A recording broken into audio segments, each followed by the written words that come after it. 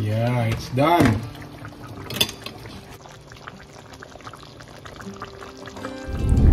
Tayo ngayon ay papunta sa Riverview Meat Shop. Bibili tayo ng karning pampares natin.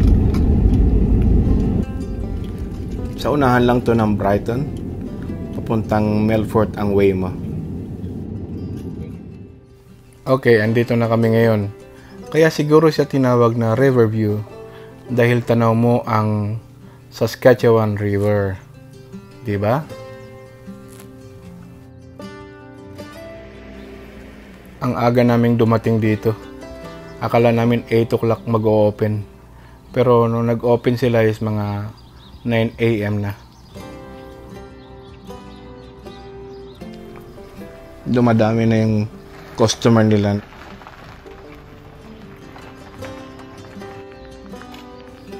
Open sila Sabado at Linggo lang mula 8:30 hanggang 3 PM.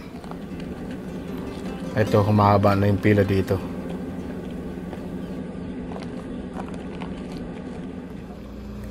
Ito yung nabili naming karne ng baka.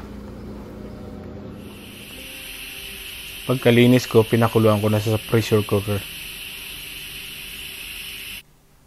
Ito ang ating mga ingredients. Of course, star anise, onion, garlic, ginger, beef base, soya sauce, kunting asukal, at ang ating slurry. Yung ating pampalapot.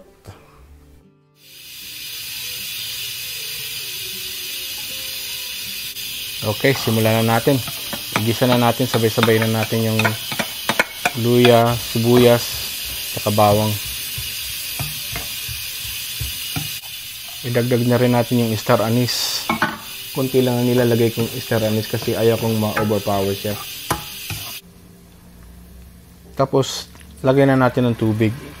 Doon ka na rin kumuha ng tubig sa pinakuluan ng baka. Naglalagay din ako ng sliced carrots para ba magkakulay yung pares natin.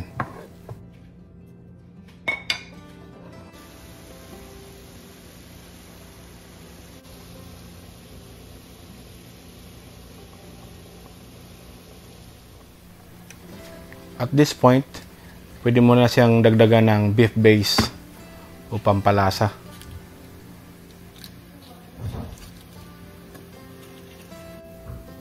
Maglagay din tayo ng konting soy sauce.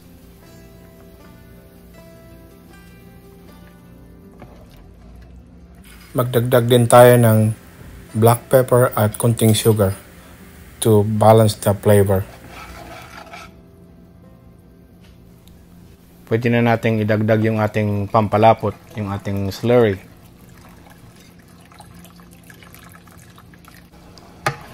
Ganitong consistency ang hinahanap natin.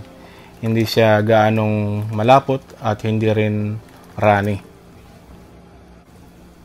Ngayon, pwede na nating idagdag yung ating pinakuluang karne.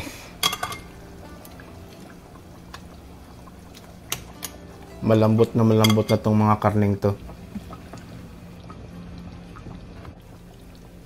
Takpan lang natin siya ng around 5 to 10 minutes. At tapos na yan. Kasi malambot na siya, di ba? Yeah, it's done. Finish it with green onions.